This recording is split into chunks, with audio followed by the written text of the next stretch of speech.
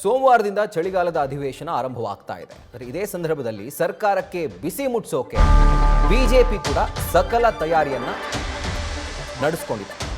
ಸೋಮವಾರದಿಂದ ಬೆಳಗಾವಿಯ ಅಧಿವೇಶನ ಆರಂಭವಾಗ್ತಾ ಇದೆ. ಇನ್ನು ರೈತರ ಜೊತೆಗೆ ಸುವರ್ಣಸೌಧಕ್ಕೆ ಮುತ್ತಿಗೆ ಹಾಕೋಕೆ ನಾವು ನಿರ್ಧಾರ ಮಾಡಿದ್ದೇವೆ ಅಂತ ಹೇಳಿ ಬಿಜೆಪಿ ರಾಜ್ಯಾಧ್ಯಕ್ಷ BY ವಿಜಯೇಂದ್ರ ಹೇಳಿದ್ದಾರೆ.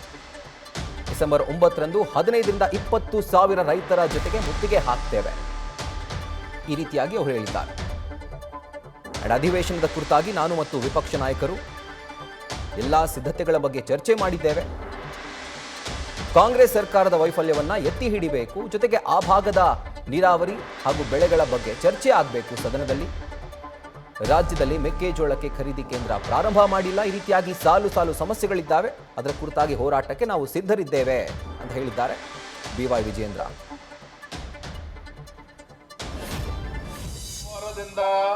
ಪ್ರಾರಂಭವಾಗುವ ಬೆಳಗಾವಿಯ ಚಳಿಗಾಲದ ಅಧಿವೇಶನ ನಾನು ವಿರೋಧ ಪಕ್ಷದ ನಾಯಕರು ಮತ್ತು ಬಿಜೆಪಿ ಹಾಗೂ ಜೆಡಿಎಸ್ ಪಕ್ಷದ ಮುಖಂಡರು ಒಟ್ಟೆ ಕೂತು ಸವಿಸ್ತಾರವಾಗಿ ಚರ್ಚೆ ಮಾಡಿದ್ದೇವೆ. ಚಳಿಗಾಲದ ಅಧಿವೇಶನ ಏನು ಪ್ರಾರಂಭ ಆಗ್ತಾ ಇದೆ, ರಾಜ್ಯದ ಜ್ವಲಂತ ಸಮಸ್ಯೆಗಳ ಬಗ್ಗೆ ಸಮಗ್ರವಾಗಿ ಚರ್ಚೆ ಮಾಡಬೇಕು. ಕಾಂಗ್ರೆಸ್ ಸರ್ಕಾರದ ವೈಫಲ್ಯಗಳನ್ನ ಗಮನ ಸೆಳೆಯಬೇಕು. ವಿಶೇಷವಾಗಿ ಉತ್ತರ ಕರ್ನಾಟಕದ ಸಮಸ್ಯೆಗಳ ಬಗ್ಗೆ, ರೈತರ ಸಮಸ್ಯೆಗಳ ಬಗ್ಗೆ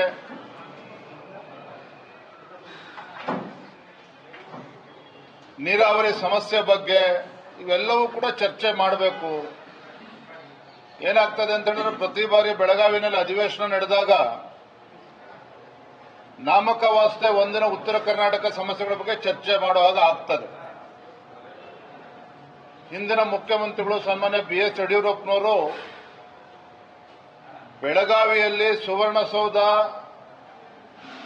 ಮಾಡಬೇಕು ಅನ್ನೋ ಉದ್ದೇಶ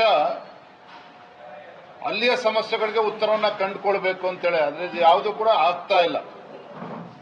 ಹಾಗಾಗಿ ಈ ಅಧಿವೇಶನವನ್ನ ಇನ್ನೂ ಹೆಚ್ಚು ಗಂಭೀರವಾಗಿ ತೆಗೆದುಕೊಂಡು ಅಧಿವೇಶನದ ಆರಂಭದ ದಿನಗಳಲ್ಲೇ ಈ ಎಲ್ಲ ಸಮಸ್ಯೆಗಳ ಬಗ್ಗೆ ಚರ್ಚೆ ಮಾಡಬೇಕು ಅಂತ ನಾವು ತೀರ್ಮಾನ ಮಾಡಿದ್ದೇವೆ. ತಮಗೆಲ್ಲ ತಿಳಿದಿದೆ, ಕಬ್ಬು ಬೆಳೆಗಾರರ ಸಮಸ್ಯೆ ಇನ್ನೂ ಕೂಡ ಇತ್ಯರ್ಥವಾಗಿಲ್ಲ. ಮೆಕ್ಕೆಜೋಳ ಬೆಳೀತಕ್ಕಂಥ ರೈತರು ಇಡೀ ರಾಜ್ಯದಲ್ಲಿ 54 ಲಕ್ಷ ಮೆಟ್ರಿಕ್ ಟನ್ ರೈತರು ಮೆಕ್ಕೆಜೋಳ ಬೆಳೀತಾ ಇದ್ರೆ ಖರೀದಿ ಕೇಂದ್ರವನ್ನು ಕೂಡ ಅವರು ಪ್ರಾರಂಭ ಮಾಡಲಿಲ್ಲ ಕಾಂಗ್ರೆಸ್ ಸರ್ಕಾರ. ಸುಮಾರು ಒಂದು 15-20 ಸಾವಿರ ರೈತರು ಎಲ್ಲರನ್ನೂ ಕೂಡ ಒಗ್ಗೂಡಿಸಿಕೊಂಡು ಸುವರ್ಣಸೌಧ ಮುತ್ತಿಗೆಯನ್ನು ಹಾಕಬೇಕು ಅಂತೇಳಿ ಆಗಲೇ ಭಾರತೀಯ ಜನತಾ ಪಾರ್ಟಿ ತೀರ್ಮಾನ ಮಾಡಿದ್ದೇವೆ. ನ್ಯೂಸ್ ಫಸ್ಟ್ ನಿರ್ಭೀತಿಯಿಂದ ನಿಮ್ಮ ಪರವಾಗಿ.